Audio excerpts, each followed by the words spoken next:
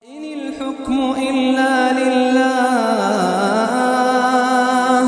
أمر ألا تعبدوا إلا إياه ذلك الدين القيم ولكن أكثر الناس لا يعلمون.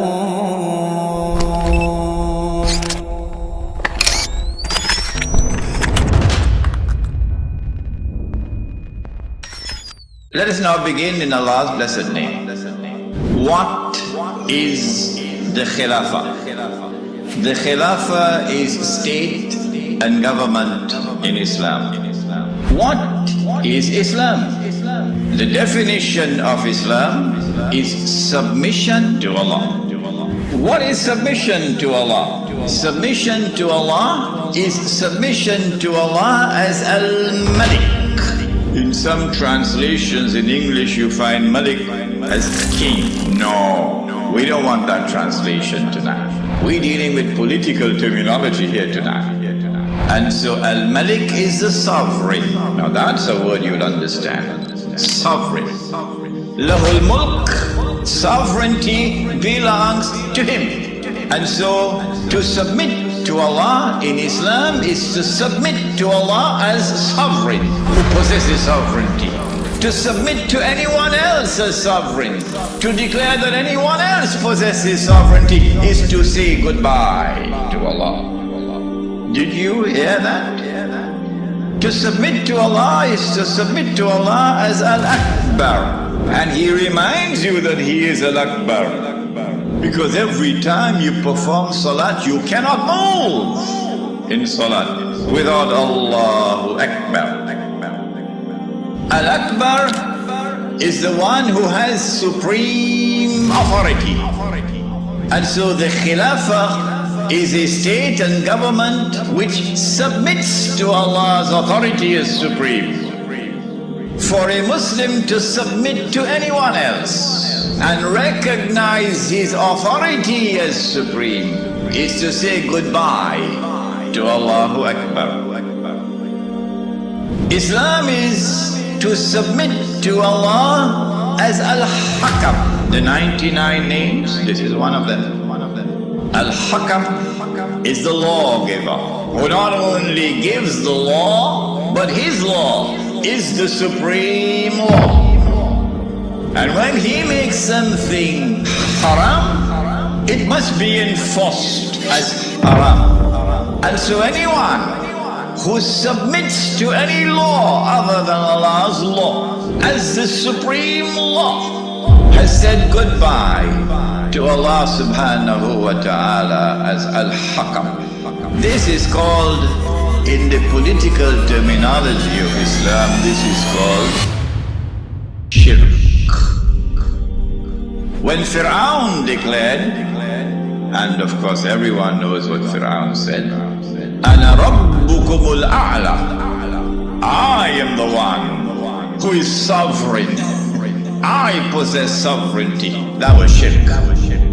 When he declared, Ana Rabbukumul A'la, I am the one who possesses supreme authority, that was shirk. When he declared, Ana Rabbukumul A'la, my law is the supreme law in the land of Egypt, that was shirk. And Allah punished him with terrible punishment for his shirk. This then was the Khilafah, a system of state and government in which Muslims could submit to Allah subhanahu wa ta'ala as Al-Malik, as Al-Akbar, as Al-Hakam.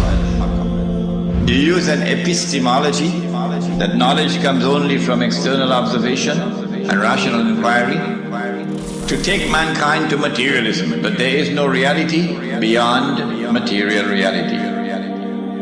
And then you apply that to political thought. And so out of philosophical materialism emerges a new political philosophy. What does it say? Since there is no reality beyond material reality, we can no longer collectively recognize sovereignty up there, so sovereignty must now be relocated down here. The people are now sovereign, no longer the God of Ibrahim alayhi salam. And the people constitute the state, and they locate sovereignty in the state.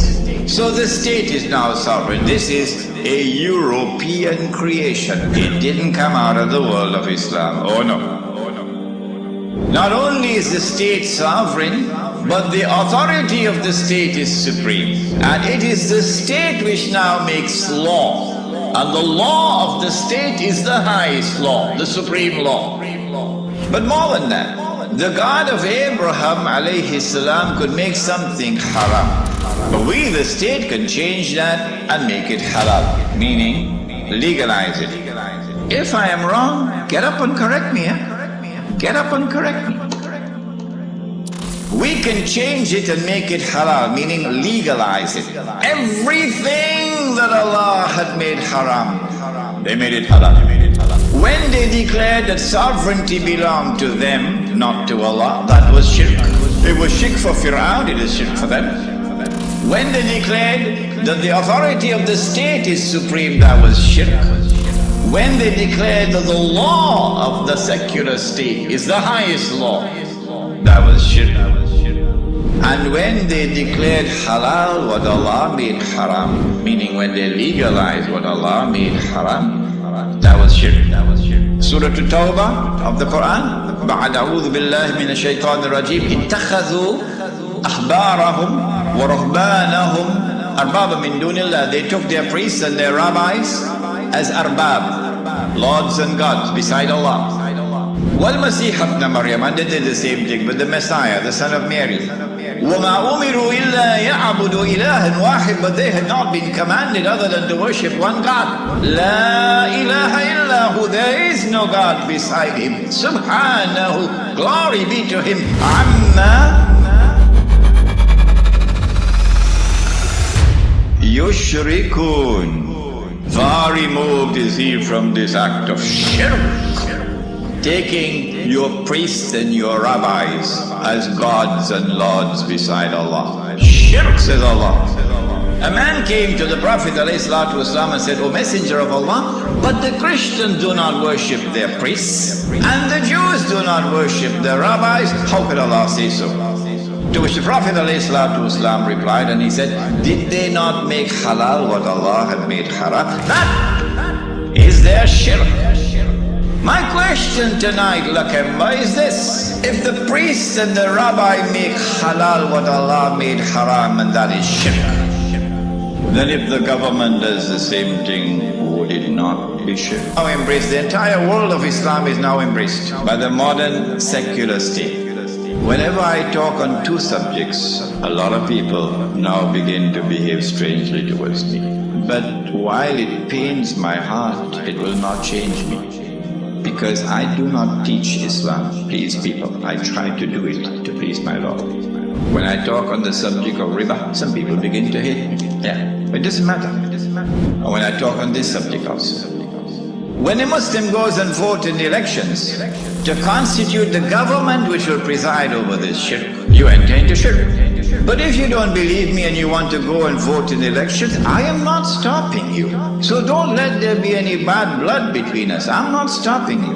But when you enter in the grave and you find that you've entered into shirk, do not plead ignorance, that's all. Stand up like a man and take it on that day. This is now the universal shirk that the Prophet ﷺ had prophesied. He said the time would come when shirk will be everywhere, be so difficult to recognize it. However, as difficult as it would be to recognize a black ant on a black stone on a dark night. So if you did not recognize it before this lecture, don't be surprised. But now you know. Now you know. Now you know.